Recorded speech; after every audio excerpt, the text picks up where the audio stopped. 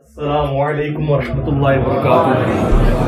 لا حول ولا قوة الا باللہ حسبنا اللہ ونعم الوکیل. یا حی یا قیوم برحمتک استغیث. لا الہ الا انت سبحانک انی کنت من الظالمین. ربنا آتنا من لدنک رحمہ وہیئ لنا من امرنا رشدا. اللہم صل علی محمد وعلى آل محمد وأصحاب محمد وأزواج محمد وأمة محمد أجمعين إلى يوم الدين آمين. الحمد لله رب العالمين والصلاة والسلام على سيد الأنبياء والمرسلين وعلى آله وأصحابه أجمعين إلى يوم الدين. الحمدللہ آج 18 فروری 2024 کو سنڈے کے دن ہمارا یہ پبلک سیشن نمبر 134 ہوگا انشاءاللہ تعالی. آپ کے یہ ریئل ٹائم کوسچنز میرے پاس پرچیوں کی شکل میں ایک پورا تھدا آ چکا ہے. انشاءاللہ کوشش کریں گے کہ اسے بھی مکمل طور پر کور کریں بعد میں. لیکن پہلے ایک کریٹیکل ایشو، چونکہ آج 7 شعبان المعظم 1445 ہجری ہے، اگلی اتوار کو 14 تاریخ ہوگی شعبان کی، اور شعبان کی جو 14 اور 15 کی درمیانی رات ہے ہمارے سب کانٹیننٹ میں بالخصوص اور باقی مسلم دنیا میں بالعموم شب برات کے نام سے مشہور ہے. میں چاہ رہا ہوں اس کے حوالے سے تھوڑی سی ڈسکشن کر لوں تاکہ اگلی سنڈے سے پہلے ہماری یہ ویڈیو مکمل ریفرنسز لگ کے اپلوڈ ہو جائے انشاءاللہ تعالی. آج 18 فروری 2024 ہے. آلموسٹ آج سے 27-28 سال پہلے کی بات ہے. مجھے آج بائی چانس یاد آ گیا 1997 میں جب میں انجینئرنگ یونیورسٹی میں سیکنڈ ایئر میں پڑھتا تھا. تو ہم لوگ چونکہ اس وقت گرین پگڑی باندھا کرتے تھے، دعوت اسلامی کے پلیٹ فارم سے جڑے ہوئے تھے، تو شب برات آئی تو میں نے شب برات کے فضائل کے اوپر ایک بیان دیا تھا. ہمارا اجتماع ہوتا تھا مغرب سے عشاء کے درمیان، یونیورسٹی کے ہاسٹل کی جو پریئر ہال ہے، مسجد تو نہیں، وہ پریئر ہال ہی اسے کہا جاتا تھا. تو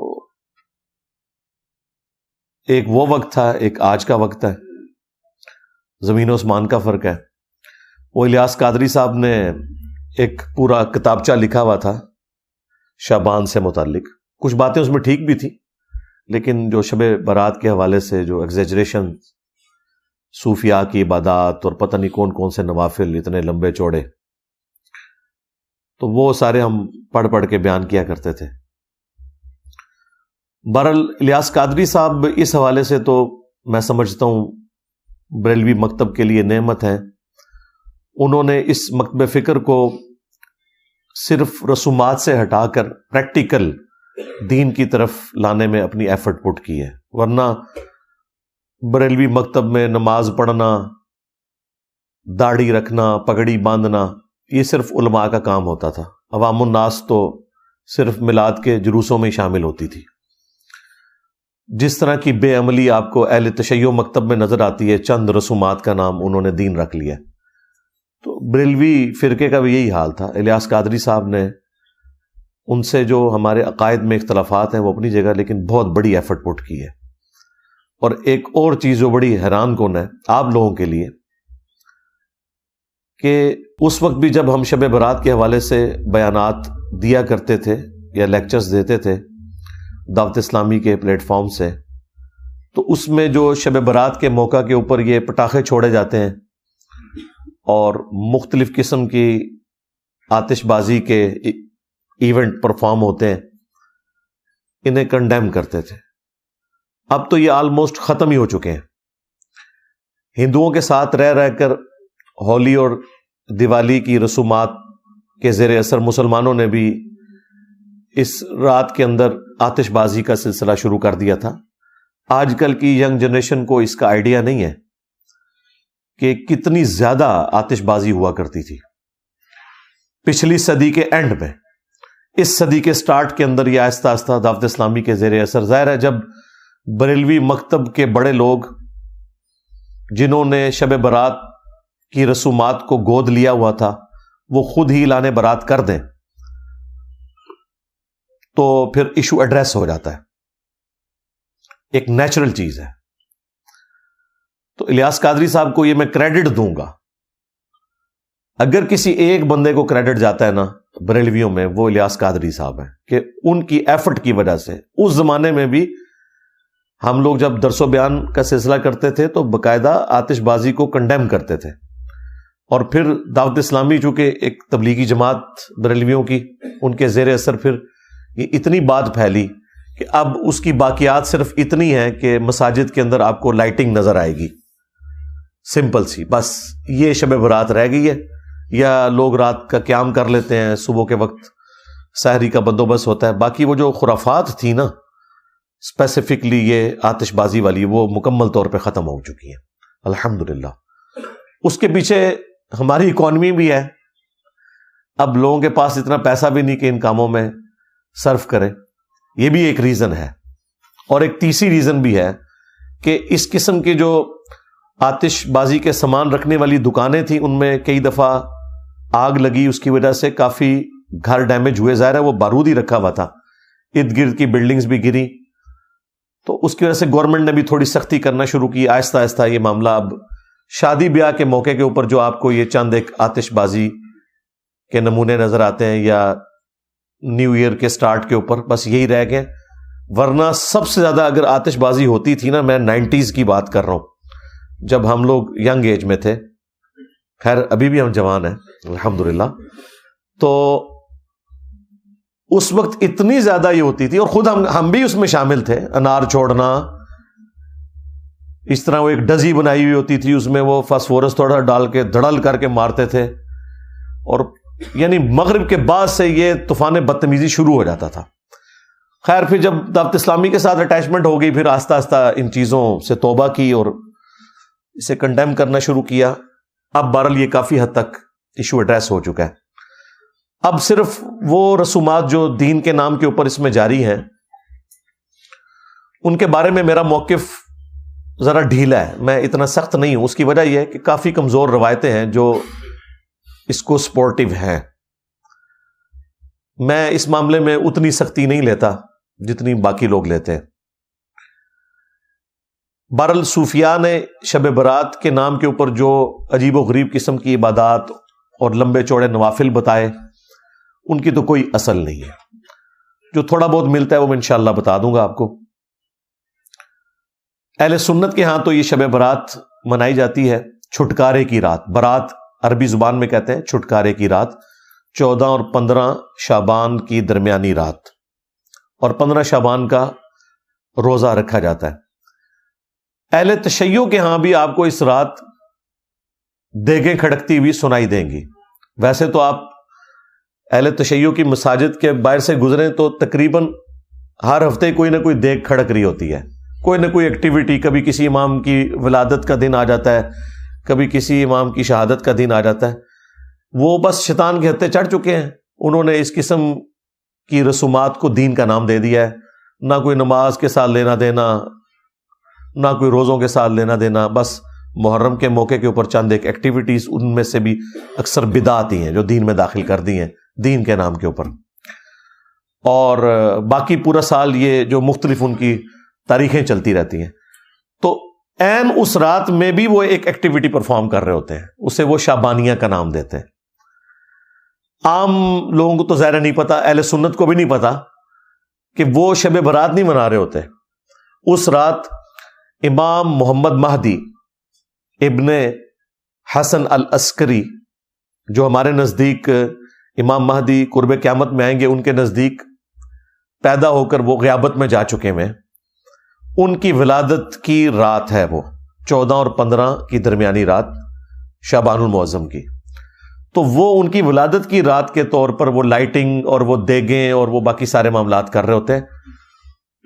اہل تشیع بھی اس رات کو ایکٹیویٹی کے طور پہ نہیں مانتے۔ اہل تشیع کا بھی جو شب برات یا لیلۃ القدر کے حوالے سے موقف ہے وہ وہی ہے جو اہل علم اہل سنت کا ہے کہ وہ رمضان المبارک میں وہ رات آتی ہے. میں انشاءاللہ اس کے اوپر ڈسکشن بھی کر دوں گا، لیکن یہ میں نے تمہیداً آپ کو بتایا کہ یہ معاشرے کے اندر کیا چل رہا ہے. اگر آپ ان صوفیاء کے گروہ سے، جن میں اکثریت بریلویوں کی ہے، دیوبند بھی کسی حد تک اس کے قائل ہیں، سوائے ان چند دیوبندی علماء کے کہ جو اہل حدیث مکتب کے زیر اثر آ گئے تو وہ ان چیزوں کا انکار کر رہے ہیں. اوورال دیوبندی مکتب بھی ظاہر ہے وہی صوفیزم کی لیگیسی کو لے کے چل رہے ہیں. ان کے نزدیک یہ جو رات ہے شب برات، یہ شعبان المعظم کی 14 اور 15 کی درمیانی رات ہے، یعنی 15ویں رات. چونکہ اسلامی کیلنڈر میں رات پہلے آتی ہے، دن بعد میں. تو ان کے نزدیک یہ رات وہ رات ہے جس میں اللہ تعالیٰ نے قرآن حکیم کو لوح محفوظ سے اتارا آسمان دنیا کے اوپر، اور پھر گریجولی 23 سال کے اندر قرآن حکیم آسمان دنیا سے نیچے نازل ہوا. اب ان سے پوچھیں یہ کہاں لکھا ہوا ہے، تو ان کے پاس دلیل کوئی نہیں ہے، اور وہ زبردستی اس کانسیپٹ میں وزن بھرنے کے لیے قرآن حکیم میں سورہ الدخان سورت نمبر 44 پارہ نمبر 25 اس کی ابتدائی جو آیات ہیں ان کا سہارا لیتے ہیں. وہ کہتے ہیں قرآن میں اس رات کا ذکر موجود ہے. اعوذ باللہ من الشیطان الرجیم، بسم اللہ الرحمن الرحیم. حامیم، حروف مقطعات ہیں. والکتاب المبین، قسم ہے روشن کتاب کی. اس سے مراد قرآن حکیم بھی ہو سکتا ہے اور لوح محفوظ بھی. انا انزلناہ فی لیلۃ مبارکہ، بے شک ہم نے اس قرآن کو نازل کیا ایک بابرکت رات میں. انا کنا منذرین، بے شک ہم ڈر سنانے والے ہیں، یعنی آخرت کا ڈر سنانے والے ہیں. اس کتاب کے ذریعے ہم نے آخرت کی جواب دہی کی آگاہی کروائی انسانیت کو اپنے محبوب صلی اللہ علیہ وآلہ وسلم کے ذریعے. فیہا یفرق کل امر حکیم، اور اس مبارک رات میں ہر اہم کام بانٹ دیا جاتا ہے، یعنی فرشتوں میں کام سونپ دیے جاتے ہیں اللہ تعالیٰ کی طرف سے. پورے سال کا ایک شیڈیول دے دیا جاتا ہے. امر من عندنا، اور یہ سارے کام ہماری طرف سے ان کے سپرد کیے جاتے ہیں. انا کنا مرسلین، اور بے شک ہم ہی فرشتے بھیجتے ہیں. رحمتم من ربک، یہ رحمت ہے تیرے رب کی. انہ هو السمیع العلیم، بے شک وہ سننے والا ہے، علم والا ہے. تو یہ جو 6 آیات ہیں وہ کہتے ہیں ان 6 آیات کے اندر جو بابرکت رات رپورٹ ہوئی ہے وہ شب برات یعنی شعبان کی 15ویں رات ہے. اور کہتے ہیں دیکھیں اس میں واضح ہے کہ اس رات میں ہر اہم کام فرشتوں کے سپرد اللہ تعالیٰ کر دیتا ہے. جو آپ نے سنا ہے کہ جی وہ پورے سال میں جن لوگوں نے مرنا ہوتا ہے ان کے نام بتا دیے جاتے ہیں. اسی طریقے سے کس کو کتنا رزق ملنا ہے وہ بتا دیا جاتا ہے. ہر طرح کے امپورٹنٹ کام سپرد کر دیے جاتے ہیں. حالانکہ قرآن اگر یہ کہہ رہا ہے نا کہ ہم نے اس قرآن کو ایک بابرکت رات میں نازل کیا، تو پھر سب سے پہلے تو قرآن سے ہی پوچھنا چاہیے کہ وہ بابرکت رات کس مہینے میں آتی ہے، وہ کون سی رات ہے. اور اگر قرآن میں نہ ملے تو پھر صحیح الاسناد احادیث میں. لیکن اللہ کا شکر ہے کہ صحیح الاسناد احادیث تک جانے کی نوبت ہی نہیں آتی. قرآن حکیم نے خود بتا دیا ہے کہ قرآن کب نازل ہوا. وہ سورۃ البقرہ میں مشہور آیت شہر رمضان الذی انزل فیہ القرآن، رمضان کا مہینہ ہے وہ جس میں قرآن نازل ہوا. ہدی للناس، پوری انسانیت کے لیے یہ ہدایت ہے. کہتے ہیں صرف نیک لوگوں کو ہدایت ملتی ہے، نہیں، قرآن کہہ رہا ہے پوری انسانیت کے لیے. اور وہ جو سورۃ البقرہ کے سٹارٹ میں ہے ہدی للمتقین، اس سے بھی مراد ہے پوری انسانیت، اور پوری انسانیت میں وہ لوگ جو ڈر جائیں اس تصور سے کہ جس رب نے ہمیں ہماری مرضی کے بغیر پیدا کیا وہ قیامت والے دن ہمیں پوچھے گا۔ متقی سے مراد یہ نہیں ہے کہ کوئی صرف پرہیزگار لوگ مراد ہے، ڈر جانے والے لوگ۔ ہدی للناس، پوری انسانیت کے لیے ہے یہ ہدایت۔ وبینات من الہدی والفرقان، اور اس میں ہدایت کے روشن دلائل ہیں، اور یہ الفرقان ہے، یعنی حق اور باطل میں تمیز کرنے والی کتاب۔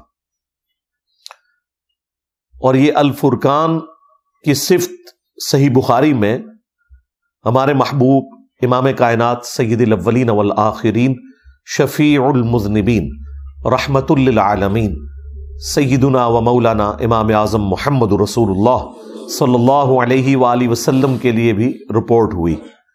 صحیح بخاری میں حدیث ہے، محمد فرق بین الناس، محمد لوگوں میں حق اور باطل میں فرق ہے۔ قرآن بھی الفرقان ہے، نبی الاسلام بھی الفرقان ہے۔ بہرحال اس آیت سے آپ کو یہ پتہ چل گیا کہ رمضان المبارک وہ مہینہ ہے جس میں قرآن نازل ہوا، لہٰذا اب اس کو سورہ الدخان کی ابتدائی 6 آیات کے ساتھ جوڑ لیں، جس میں اللہ تعالیٰ نے فرمایا تھا حامیم والکتاب المبین انا انزلناہ فی لیلۃ مبارکۃ انا کنا منذرین، ہم نے اسے بابرکت رات میں نازل کیا اور ہم ڈر سنانے والے ہیں۔ تو وہ بابرکت رات رمضان المبارک کے اندر ہے۔ یہ کسی مفتی کا فتویٰ نہیں ہے، کسی صحابی کا فتویٰ نہیں ہے، یہ اللہ تعالیٰ نے خود بتا دیا قرآن کے اندر۔ لہٰذا اب وہ کہانی تو ختم ہو گئی کہ قرآن حکیم جو ہے وہ شعبان کے اندر نازل ہوا ہے۔ اب چونکہ انہیں پتا تھا کہ قرآن اس کے خلاف ہے، انہوں نے نئی کہانی ایک گھڑی، جو میں آپ کو سٹارٹ میں بتا چکا کہ نہیں جی قرآن 2 دفعہ نازل ہوا ہے، ایک دفعہ لوح محفوظ سے آسمان دنیا پہ، وہ ہوا تھا شب برات شعبان کی 15ویں رات، اور دوسری دفعہ جو نازل ہوا آسمان دنیا سے زمین پر، وہ کہتے ہیں وہ رمضان میں ہوا۔ ہم کہتے ہیں لکھا کدھر ہوا ہے؟ کہتے ہیں بزرگوں نے بتایا۔ یہ تو اتنا بڑا ٹروتھ تھا کہ قرآن میں آنا چاہیے تھا کہ شعبان کا مہینہ ہے وہ جس میں ہم نے قرآن کو نازل کیا لوح محفوظ سے آسمان دنیا پر، اور رمضان کا مہینہ ہے وہ جس میں ہم نے قرآن کو نازل کیا آسمان دنیا سے محمد رسول اللہ صلی اللہ علیہ وآلہ وسلم کے قلب اطہر کے اوپر۔ لیکن قرآن و سنت بالکل خالی ہیں اس سے۔ پھر اسپیسیفکلی یہ جو رات ہے اس کی شان میں اللہ تعالیٰ نے پوری سورت نازل کر دی ہے۔ یہ کوئی چھوٹی بات نہیں ہے، ایک رات کے بارے میں پوری سورت قرآن میں نازل ہوئی ہے، اور وہ ہے سورۃ القدر۔ قدر عربی زبان میں کہتے ہی تقدیر کو ہے، ڈیسٹنی کی رات جس میں تقدیر کے فیصلے ہوتے ہیں۔ ایک تو سب سے بڑا فیصلہ ہوا یعنی قرآن نازل ہوا۔ اللہ تعالیٰ کے اس کائنات کے لیے جو بڑے بڑے فیصلے ہیں ان میں سے اگر کوئی ٹاپ آف لسٹ فیصلہ ہو سکتا ہے وہ قرآن کا نزول ہے۔ انسانیت کے ساتھ آخری دفعہ اللہ تعالیٰ نے اپنے پیغمبر صلی اللہ علیہ وآلہ وسلم کے ذریعے کلام فرمایا، تو اس سورت کا نام ہی سورۃ القدر ہے، یعنی تقدیر والی سورت جس میں ڈیسٹنی تقدیر کے فیصلے ہوتے ہیں۔ عزت والی رات یہ بھی ترجمہ کیا جا سکتا ہے۔ یہ سورت نمبر ہے 97۔ انا انزلناہ فی لیلۃ القدر، بے شک ہم ہی نے اس قرآن کو نازل کیا ایک عزت والی رات میں، ایسی رات جس میں اللہ کی تقدیر کے فیصلے ہوتے ہیں۔ وہی بات جو سورہ الدخان میں آ چکی، فیہا یفرق کل امر حکیم۔ یہ قرآن اس رات میں نازل ہوا ہے جس میں ہر اہم کام بانٹ دیا جاتا ہے۔ یہاں پہ بھی آ گیا کہ یہ ڈیسٹنی تقدیر کی رات ہے جس میں تقدیر کے فیصلے ہوتے ہیں۔ اللہ کے علم میں تو پہلے سے ہے، فرشتوں کے سپرد ہوتے ہیں۔ وما ادراک ما لیلۃ القدر، اور تم کیا جانو کہ لیلۃ القدر کی کیا شان ہے۔ لیلۃ القدر خیر من الف شہر، یہ تو وہ رات ہے لیلۃ القدر جو 1000 مہینوں سے افضل ہے. یعنی اس رات میں عبادت کرنا 1000 مہینوں، آلموسٹ 90 سال کے قریب بنتا ہے یہ عرصہ، اس سے افضل ہے. تنزل الملائکۃ والروح فیہا بإذن ربہم من کل امر. اس رات میں فرشتے نازل ہوتے ہیں اور روح قدس یعنی جبرائیل علیہ السلام بھی اس رات میں نازل ہوتے ہیں اپنے رب کی اجازت سے، ہر طرح کا کام لے کر جو اللہ تعالیٰ ان کے سپرد کرتا ہے. سلام، یہ رات سلامتی کی ہے. ہی حتی مطلع الفجر، اور یہ سلامتی رہتی ہے یہاں تک کہ فجر طلوع ہو جائے، یعنی ختم سحری جہاں ہو جاتی ہے اور فجر کا وقت سٹارٹ ہوتا ہے، اس وقت تک یہ پوری کی پوری رات اللہ تعالیٰ کے فیصلے کی ایک اہم ترین رات ہے. اور رات کی ڈیفینیشن اسلام میں ہے غروب آفتاب سے لے کر فجر کا وقت داخل ہونے تک، یہ پوری رات. تو یہ پوری کی پوری رات اللہ تعالیٰ کے فیصلوں کی رات ہے، جس میں فرشتے نازل ہوتے ہیں ہر اہم کام لے کر. یہ جو فضیلت ہے لیلۃ القدر کی، یہ اس رات کے بارے میں ہے جو رمضان مبارک میں ہے. قرآن میں تو بس اتنا ہی آیا کہ یہ رمضان میں ہے، شہر رمضان الذی انزل فیہ القرآن. لیکن پھر نبی علیہ السلام نے اسے بریف کیا. صحیح بخاری اور صحیح مسلم دونوں میں یہ حدیث موجود ہے کہ اللہ کے محبوب صلی اللہ علیہ وآلہ وسلم نے رمضان مبارک کے پہلے 10 دن اعتکاف کیا اور پھر اپنے حجرے مبارک سے سر اقدس کو باہر نکالا اور فرمایا کہ میں نے ان 10 دنوں میں لیلۃ القدر کو نہیں پایا. پھر اگلے 10 دن اعتکاف کیا. پھر آپ صلی اللہ علیہ وآلہ وسلم حجرہ شریف سے باہر نکلے اور فرمایا کہ میں نے ان 10 دنوں میں بھی لیلۃ القدر کو نہیں پایا.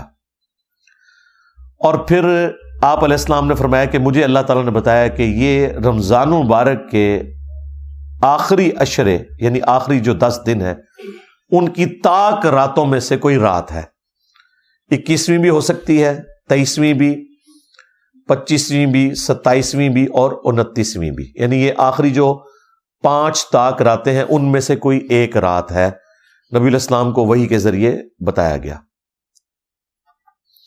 تو تم اسے رمضان مبارک کے آخری عشرے کی طاق راتوں میں تلاش کرو. تلاش کرنا مطلب یہ نہیں کہ کچھ آپ کو نظر آنا ہے. یہ پبلک میں مشہور کیا ہوا ہے جی سمندر کا پانی شہد سے زیادہ میٹھا ہو جاتا ہے، اور خدا دا نہ آ جائے گوریا نے کدھر سن لیا نا، پہلے تھوڑی مٹی پلید ہوئی ہوئی ہے. اچھا، انہی باتوں کی وجہ سے آج کل کے جو ماڈرن مسلمان ہیں یا ایون نان مسلم جو ہے وہ ہماری ویڈیوز کو اپریشیٹ کرتے ہیں کہ یار کوئی لاجیکل بندہ آیا ہے جس نے کوئی سینس کے ساتھ بات کی ہے. لیکن ہمارے مسلمانوں میں گھسے ہوئے لوگ اس کو غلط رنگ دیتے ہیں کہ جی انجینئر صاحب ان کے اعلی کار ہیں. کبھی کہتے ہیں یہ کوئی یہ یہود و نصارہ کا ایجنٹ ہے. تو یہ لاجیکل گفتگو ہو رہی ہے.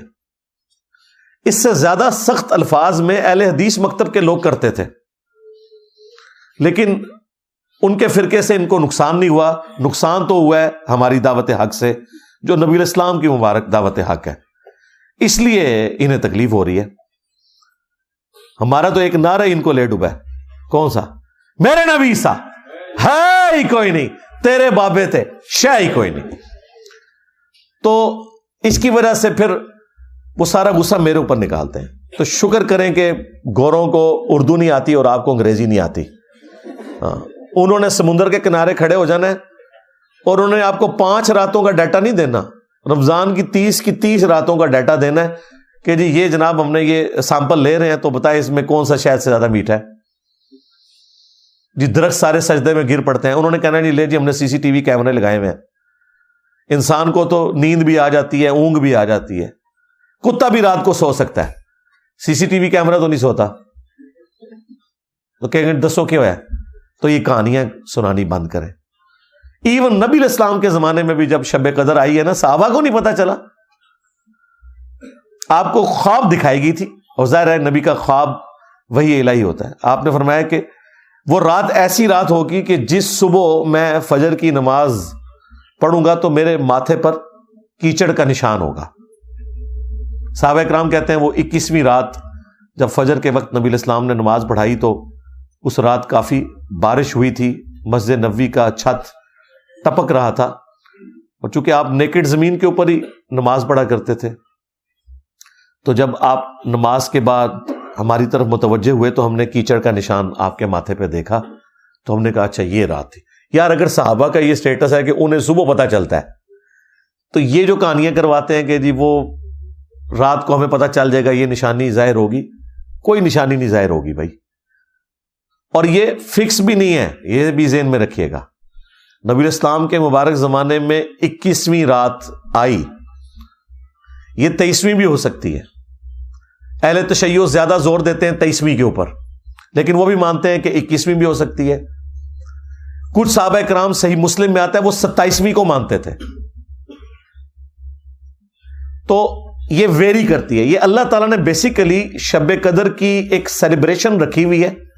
کسی سال وہ 21ویں کو سیلیبریٹ کرتا ہے اللہ تعالیٰ، کسی سال 23ویں کو، کسی سال 25ویں کو، کسی سال 27ویں کو. مقصد یہ ہے کہ وہ 10 دن آپ اللہ کو دیں، وہ طاق راتیں دیں.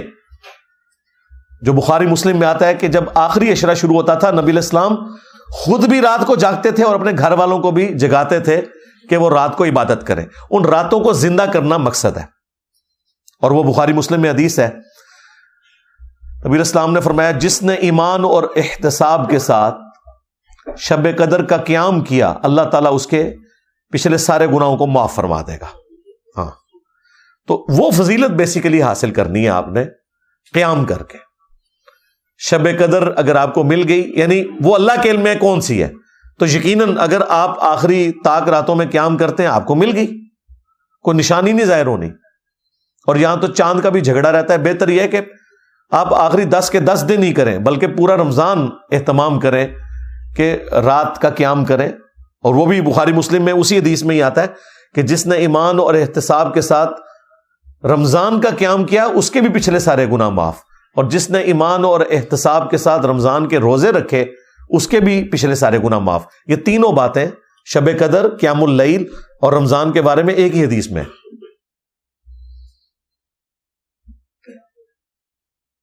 اور پھر یہ جو فضیلت پوری رات کی اللہ تعالیٰ کی طرف سے اس لیلۃ القدر میں، یہ روزانہ بھی کسی نہ کسی درجے میں فضیلت موجود ہے. وہ صحیح بخاری اور صحیح مسلم دونوں میں حدیث ہے کہ اللہ تعالیٰ روزانہ آخری تہائی رات جب رہ جاتی ہے نا، یعنی رات سٹارٹ ہوتی ہے غروب آفتاب سے لے کر فجر کا وقت شروع ہونے تک، یہ اگر 6 گھنٹے بنتے ہیں نا تو اس کو آپ 3 پہ ڈیوائڈ کریں، جو آخری 2 گھنٹے ہیں نا، 1/3 رات آخری جو رہ جاتی ہے، اس میں اللہ تعالیٰ آسمان دنیا پر روزانہ نزول فرماتا ہے جیسا کہ اس کی شان کے لائق ہے، اور کہتا ہے کہ ہے کوئی مجھ سے بخشش مانگنے والا میں اسے بخش دوں، ہے کوئی مجھ سے سوال کرنے والا میں اسے عطا کروں. اور اللہ تعالیٰ کی طرف سے یہ مسلسل ندا آتی ہے یہاں تک کہ فجر کا وقت داخل ہو جائے. یہ روزانہ کے لیے. اچھا، اس میں بعض لوگ پوچھتے ہیں کہ جی وہ رات کی ٹائمنگ تو پوری دنیا میں مختلف ہے، اس طریقے سے شب قدر بھی. بھائی آپ اپنے علاقے کو فالو کریں گے. یہ ساری چیزیں سمبولک ہیں، یہ فزیکل چیزیں نہیں ہیں، یہ ذہن میں رکھیے گا. لہذا یہ کہنا کہ جی آخری تہائی رات پاکستان میں تو اس وقت ہوتی ہے تو 2 گھنٹے کا فرق تو سعودیہ کے ساتھ ہے، کیونکہ ہم GMT+5 میں ہیں اور وہ GMT+3 کے اندر ہیں. اور پھر طاق اور جفت کا بھی فرق آ جاتا ہے اگر آپ لیلۃ القدر کی بات کریں.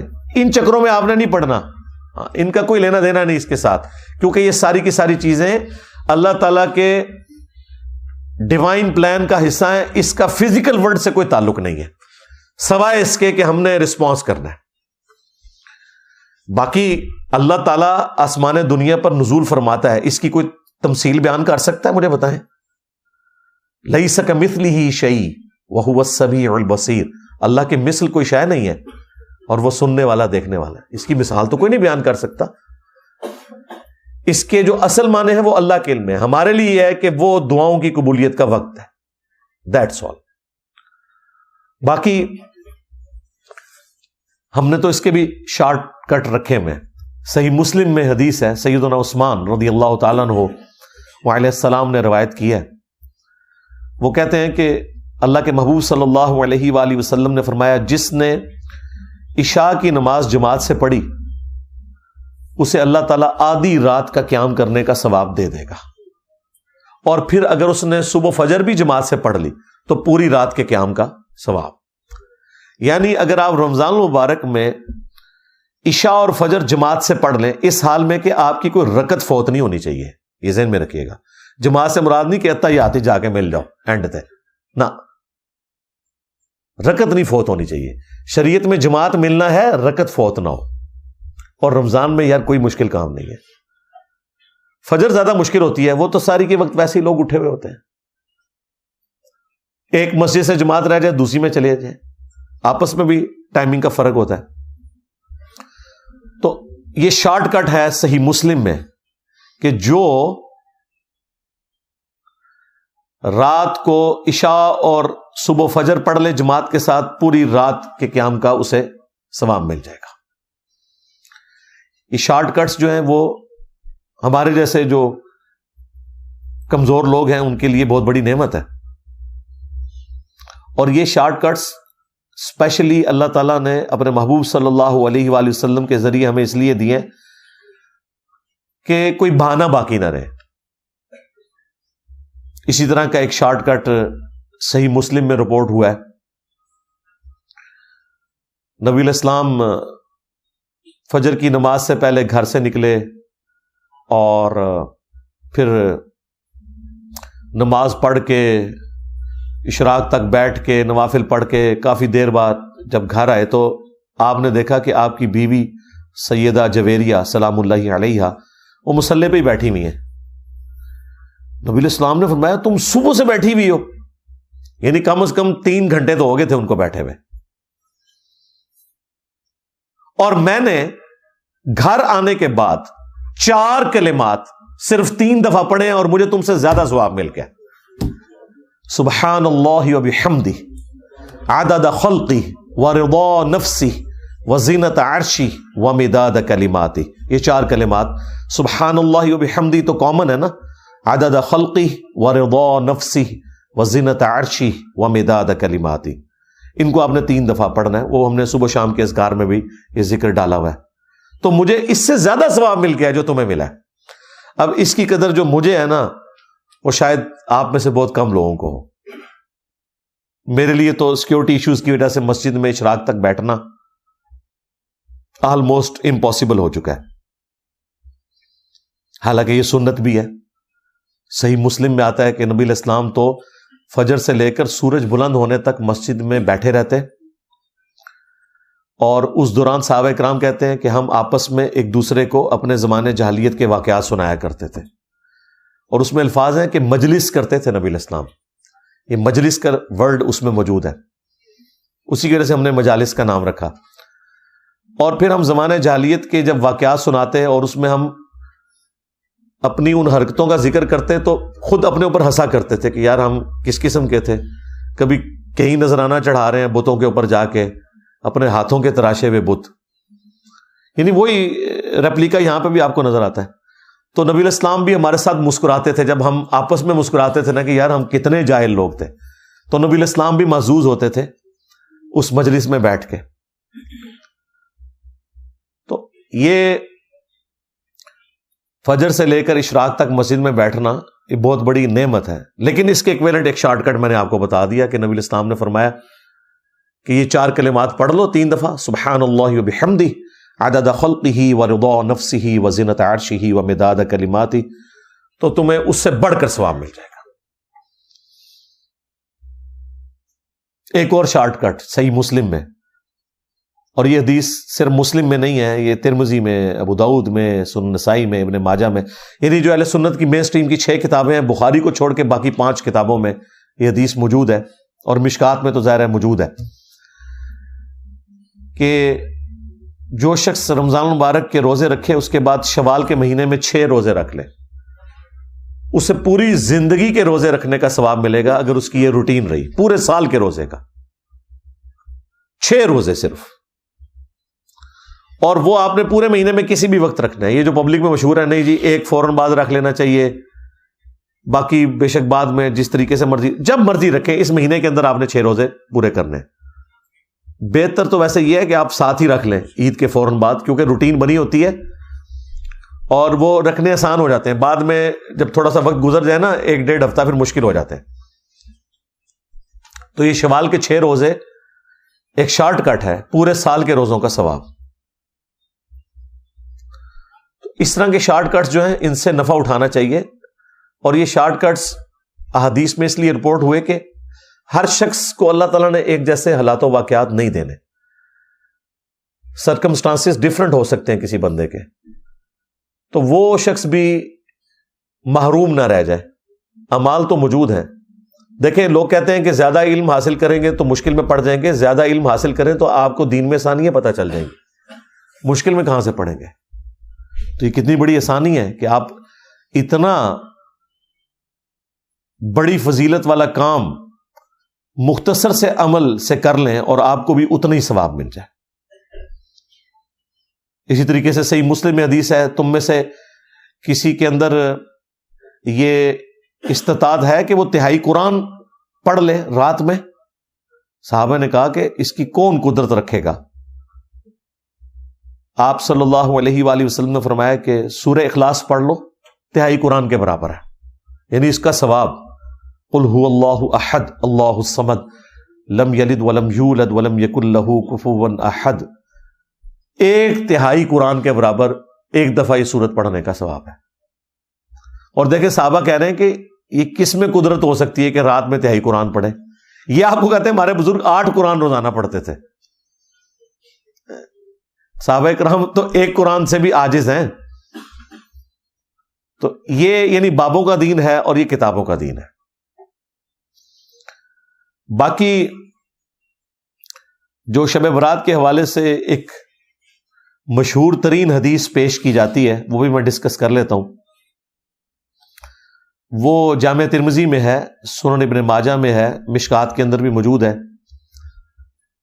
اور یہ حدیث سب سے مشہور ترین حدیث ہے جس کو سارے لوگ کوٹ کر رہے ہوتے ہیں, خواہ وہ ڈاکٹر طاہر القادری صاحب ہوں, خواہ مولانا طارق جمیل صاحب ہوں, باپا جانی الیاس قادری صاحب ہوں, سب اس حدیث کو وہ کہتے ہیں جی دیکھیں جامعہ ترمذی میں یہ حدیث آئی ہوئی ہے, سنن ابن ماجہ میں آئی ہوئی ہے کہ نبی علیہ السلام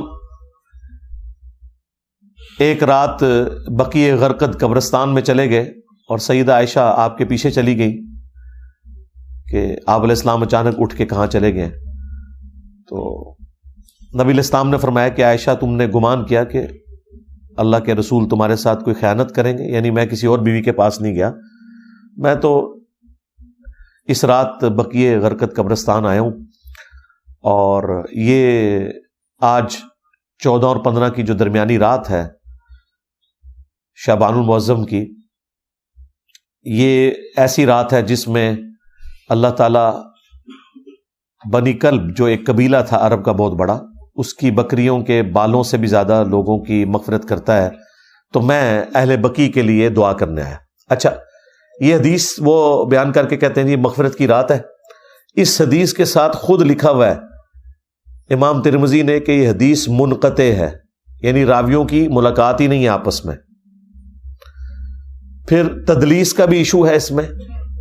اس سے بڑھ کر امام ترمذی نے لکھا کہ میں نے اپنے استاد امام محمد بن اسماعیل بخاری یعنی صحیح بخاری کے جو آتھر ہیں ان سے جب میں نے شب برات کی اس حدیث کے بارے میں پوچھا, شب برات تو ہم کہہ رہے ہیں وہ تو 15ویں رات شعبان کی, تو انہوں نے بھی فرمایا کہ میرے نزدیک بھی یہ حدیث ضعیف ہے.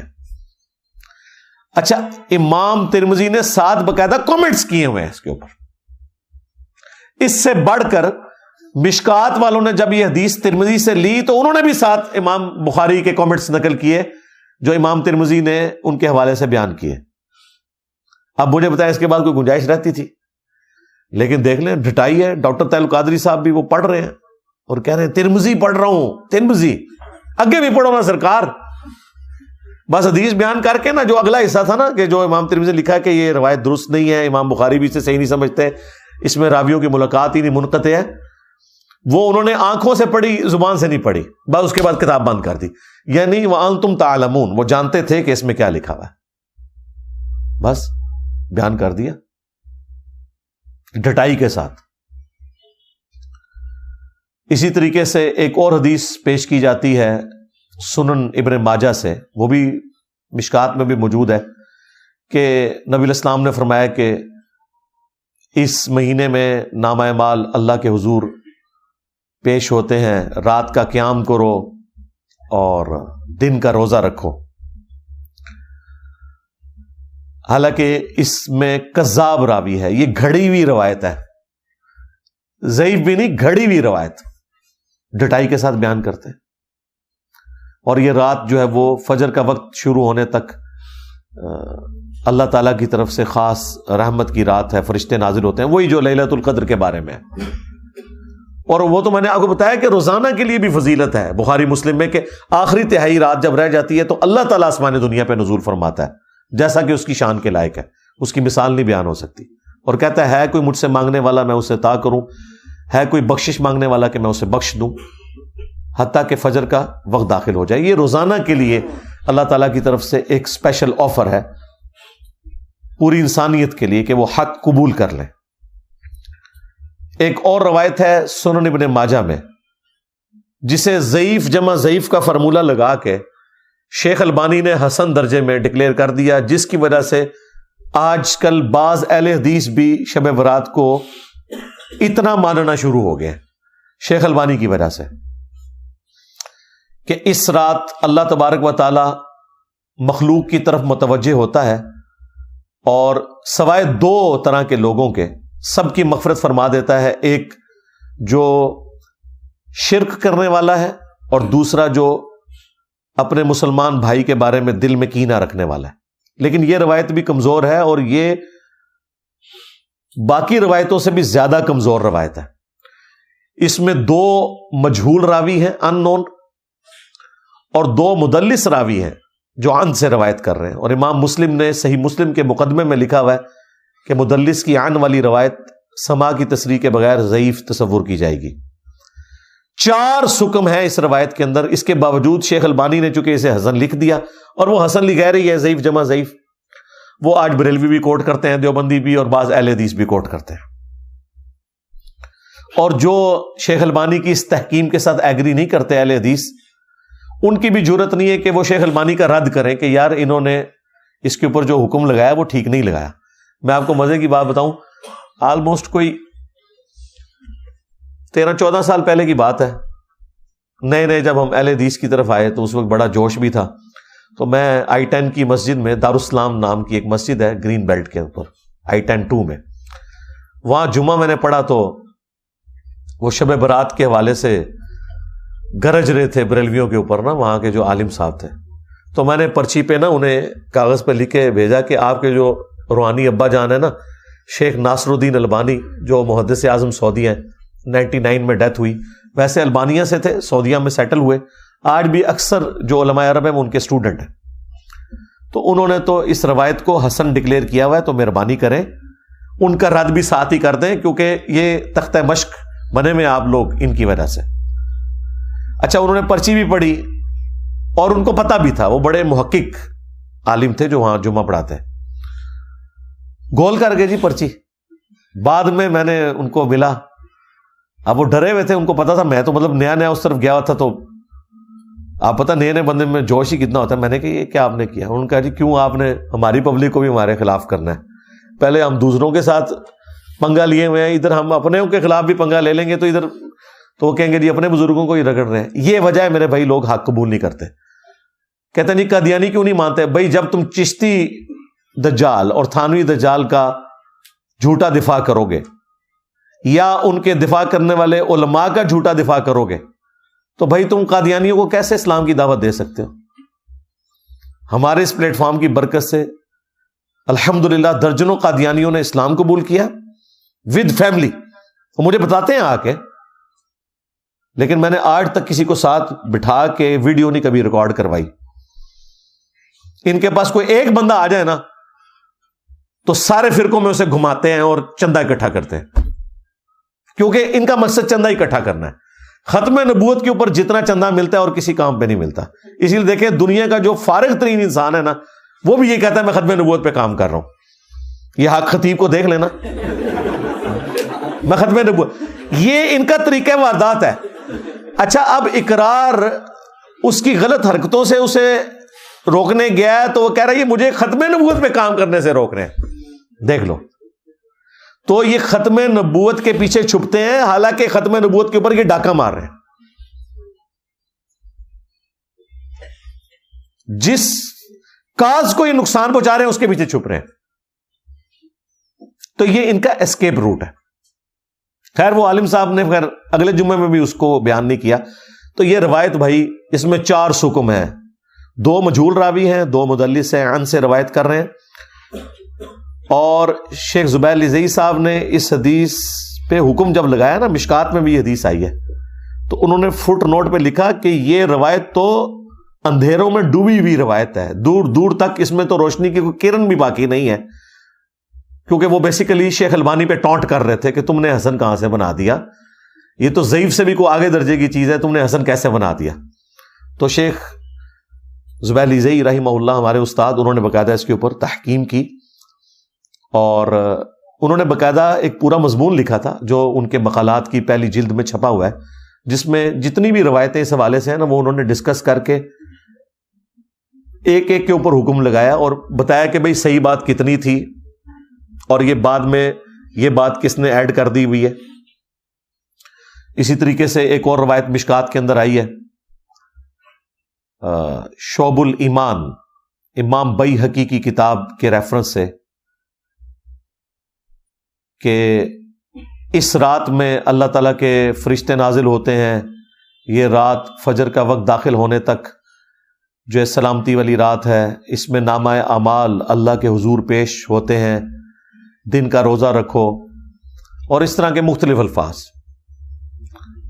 وہ بھی بالکل مردود روایت ہے, اس کے اوپر بھی شیخ صاحب نے حکم لگایا مشکات کے اندر بھی, لیکن ایمانداری انہوں نے کی, اس کے فٹ نوٹ پہ لکھ دیا کہ یہ بات تو درست ہے کہ شعبان کے مہینے میں نامہ اعمال اللہ کے حضور پیش ہوتے ہیں, یہ بات درست ہے. سنن نسائی کی حدیث جو تھی وہ انہوں نے فٹ نوٹ پہ لکھ دی کہ ہم اس بات کو مانتے ہیں کہ شعبان کا مہینہ وہ مہینہ ہے جس میں نامہ اعمال اللہ کے حضور پیش ہوتے ہیں.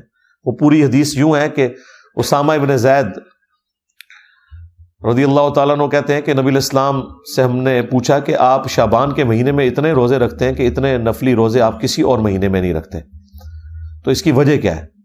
تو آپ صلی اللہ علیہ وآلہ وسلم نے فرمایا کہ اکثریت لوگوں کی رجب اور رمضان کے درمیان والے اس مہینے کی فضیلت سے غافل ہے. آپ نے 2 مہینوں کا ذکر اس لیے کیا کہ رجب تو اللہ کا مہینہ اس حوالے سے کہ وہ حرمت والا مہینہ, اور رمضان تو افضلیت والا مہینہ ہے, قرآن نازل ہوا. تو اتنے 2 افضل مہینوں کے درمیان جو یہ مہینہ ہے نا شعبان کا, یہ بھی بہت فضیلت والا ہے. پھر آپ علیہ السلام نے فرمایا کہ اس مہینے میں اللہ کے حضور نامہ اعمال پیش ہوتے ہیں, اور میری خواہش ہے کہ جب میرا نامہ اعمال اللہ کے حضور پیش ہو تو میں روزے کی حالت سے ہوں, اس لیے میں روزے رکھتا ہوں کثرت سے. اچھا, یہ بڑا اچھا موقع تھا کہ نبی علیہ السلام پھر پورے شعبان میں روزے نہ رکھتے, ایک 15ویں شعبان کو رکھ کے کہتے کہ یہی وہ رات ہے.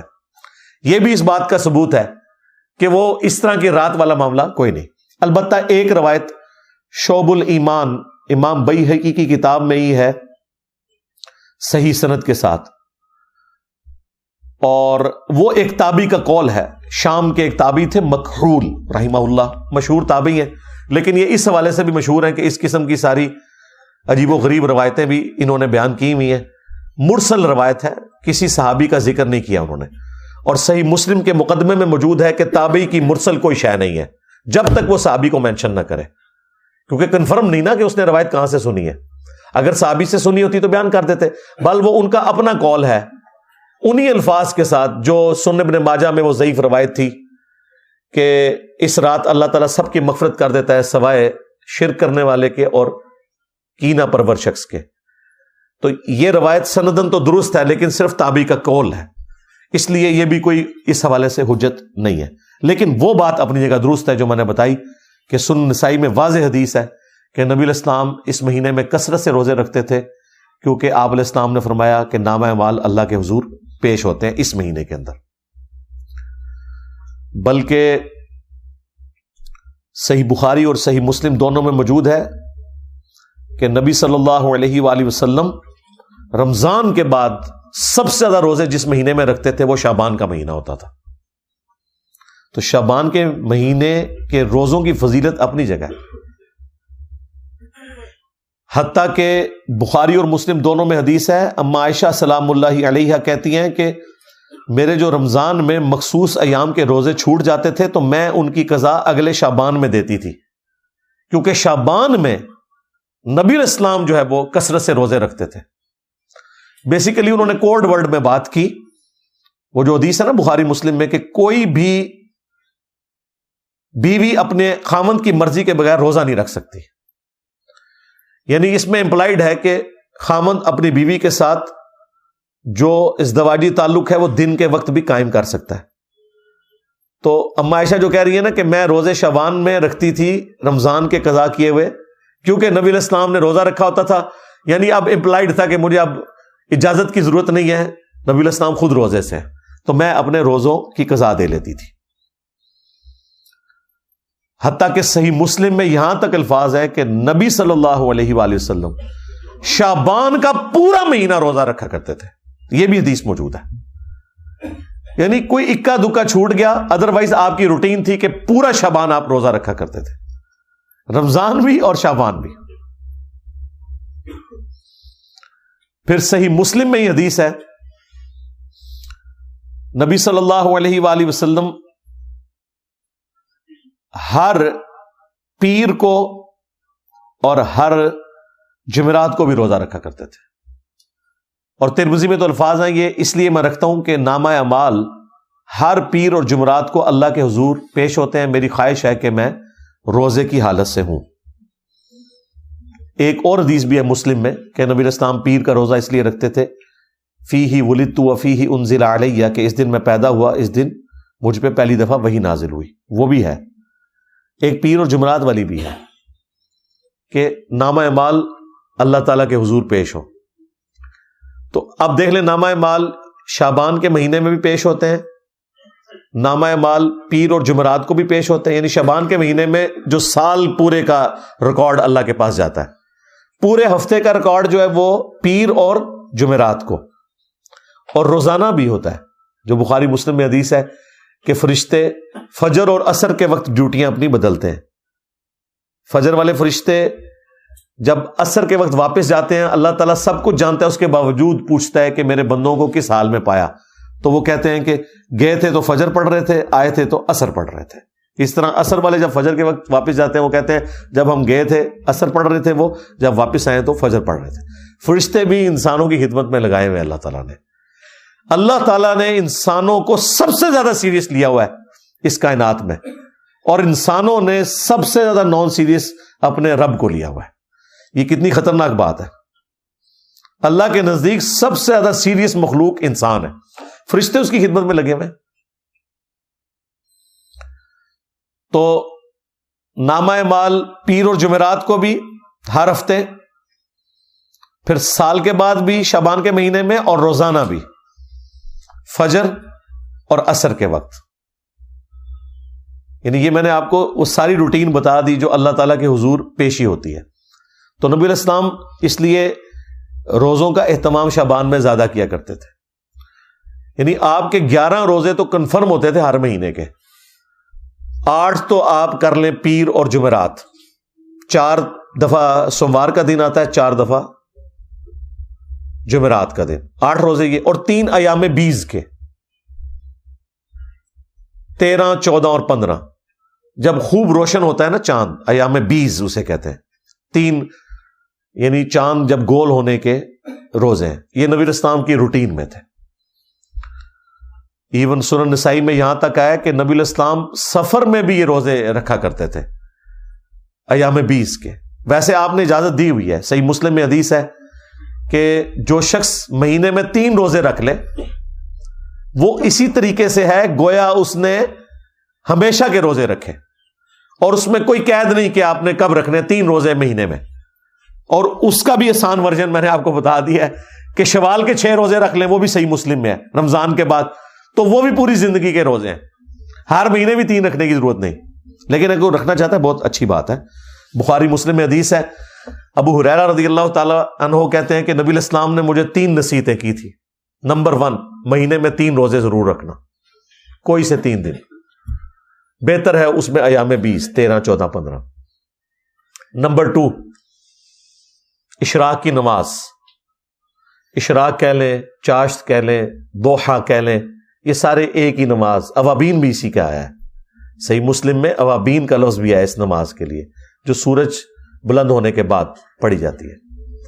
اور تیسرا فرمایا رات کو سونے سے پہلے وتر پڑھ لینا، ویسے افضل تو ہے آخری پہر میں پڑھنا، لیکن جس کے لیے آسانی ہے، جو یہ سمجھتا ہے کہ میرے لیے آخری وقت میں اٹھنا مشکل ہے، تو وہ رات کو وتر پڑھ کے سوئے۔ تو حضرت ابو ہریرہ کہتے ہیں نبی علیہ السلام نے مجھے 3 کاموں کی وصیت کی تھی، ان میں بھی 3 روزوں کا ذکر موجود ہے۔ یہ حدیث بخاری مسلم دونوں میں ہے۔ اچھا، اب 15 شعبان کا جو روزہ ہے نا، اس کے بارے میں بھی ایک حدیث ہے، وہ بخاری اور مسلم دونوں میں حدیث ہے۔ نبی علیہ السلام نے ایک صحابی سے پوچھا، کیا تم نے سرر شعبان کا روزہ رکھ لیا؟ ان کا نہیں یا رسول اللہ۔ فرمایا پھر اب شوال کے مہینے میں 2 روزے رکھنا تم، اگر تم نے سرر شعبان کا روزہ نہیں رکھا۔ اب یہ سرر شعبان کا روزہ کون سا ہے؟ ظاہر نبی علیہ السلام کی حدیث بخاری مسلم میں، اب علماء سے پوچھیں یہ کون سا روزہ ہے جس کا ذکر ہو رہا ہے سرر شعبان؟ سرر عربی زبان میں کنارے کو بھی کہتے ہیں اور سینٹر کو بھی کہتے ہیں، ہالو چیز کو۔ اس سے مراد کنارے کے روزے بھی ہو سکتے ہیں،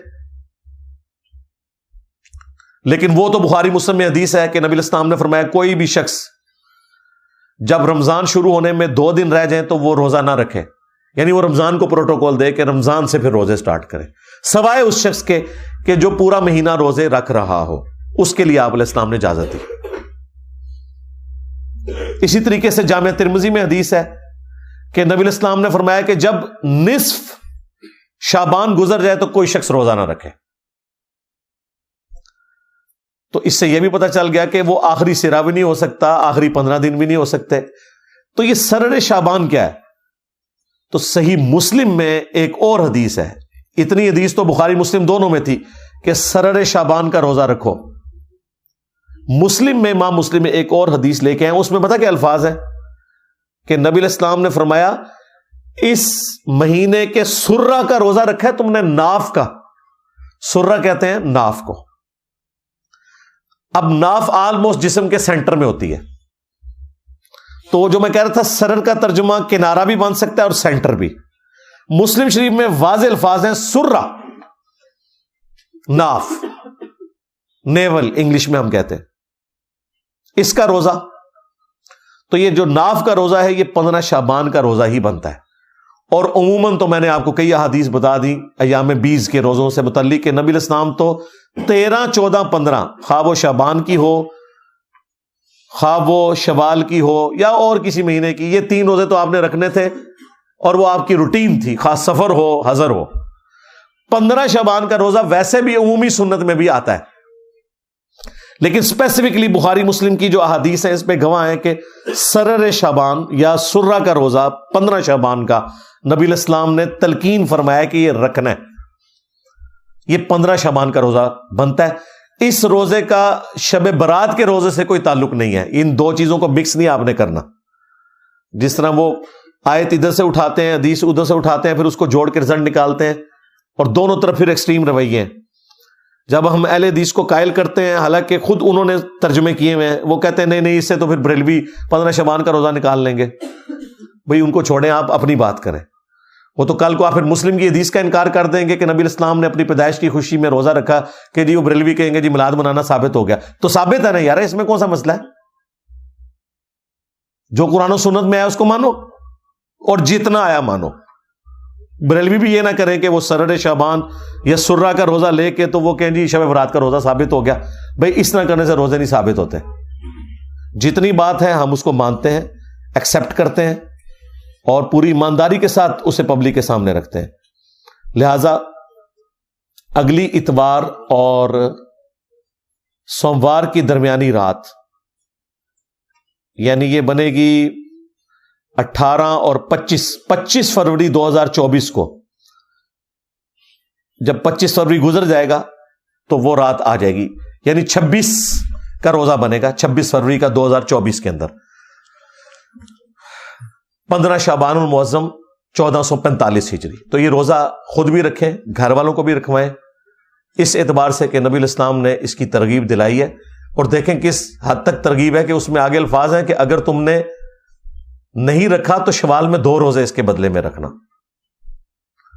तो वो बाज़ अहले हदीस जो मानने के लिए तैयार नहीं, वो कहते हैं नहीं, इससे मुराद वो 3 रोजे थे ना, वो नहीं रखे थे, तो आपने फरमाया कि चलो शवाल में रख लेना। भाई अगर 3 के बदले होता तो फिर हुजूर कहते 3 रोजे रखो, 2 का जिक्र क्यों है? एक जो है वो उसके बदले में और दूसरा पेनल्टी के तौर पर। लेकिन ये सारी नफली इबादतें हैं, इनके ऊपर कोई वाजिबियत वाला मामला नहीं, ये सिर्फ तरगीब के लिए। अच्छा, ये जो मैंने रिजल्ट निकाला है ना, ये ना समझिएगा कि ये मैंने कोई डिस्कवरी कर ली है कोई इस तरह की। मेरे दुनिया में छोड़े जाने से पहले भी ऐसे लोग मौजूद हैं जो 15 शबान के रोजे को बुखारी मुस्लिम की इन अहादीस के तहत सुन्नत समझते हैं। वो अहले हदीस फिरके से ही एक निकला हुआ ग्रोह है जमातुल मुस्लिमीन का। खारजी हैं, मुसलमानों की तकफीर करते हैं, लेकिन वो अहले हदीस प्लस हैं, यानी अहले हदीस से भी अगला वर्जन है सख्ती के एतबार से। अहले हदीस प्लस हैं, बस कुछ चीजें उनकी बहुत अच्छी हैं। मसलन वो नमाज जो है वो बड़े सुकून से रफ़ुल-दैन से पढ़ते हैं, इसी तरीके से सकते करते हैं, वो भी वही मौक़िफ़ रखते हैं कि जब कुरान पढ़ा जा रहा है तो आपने पीछे फातिहा नहीं पढ़नी बल्कि सकते करने हैं और उसमें फातिहा पढ़नी है, कुरान आपने सुनना है। कुछ चीजें बहुत उनकी इस हवाले से बेहतर है। मुट्ठी के बाद दाढ़ी काटने के भी कायल हैं और दाढ़ी रंगने के ऊपर भी बहुत जोर है। इस मामले में उनका भी यही मौक़िफ़ है कि सरर शाबान का जो रोज़ा बुखारी मुस्लिम में आया या सुर्रा का, इससे मुराद 15 शाबान का रोज़ा है और वो इस चीज़ का एहतमाम करते हैं। बेहतर तो यह कि शाबान में जितने रोज़े आप रख सकते हैं रखें, 13, 14, 15 3 रोज़े रख लें। 3 नहीं रख सकते, एटलीस्ट 15 शाबान का रोज़ा ज़रूर रखें, ताकि रमज़ान के रोज़ों के आने से पहले एक थोड़ा सा आपकी प्रैक्टिस वाला मामला भी हो जाए और ये एक फजीलत भी इस हवाले से आपको हासिल हो जाए कि नबी इस्लाम ने इस रोजे की तरगीब दिलाई हुई है। मैंने कोशिश की कि मुख्तसर से वक्त के अंदर आपके सामने एक टोटल पिक्चर इस हवाले से रख दी जाए, ताकि ये जो टॉपिक है ये भी अपने मंतकी अंजाम तक पहुंच जाए। तो बात मैंने स्टार्ट की थी शब बरात से और एंड इस बात पे की कि जो चीजें साबित हैं, जिस तरह 15 शाबान का रोजा, और वो भी शब बरात की वजह से नहीं, वैसे सुन्नत है।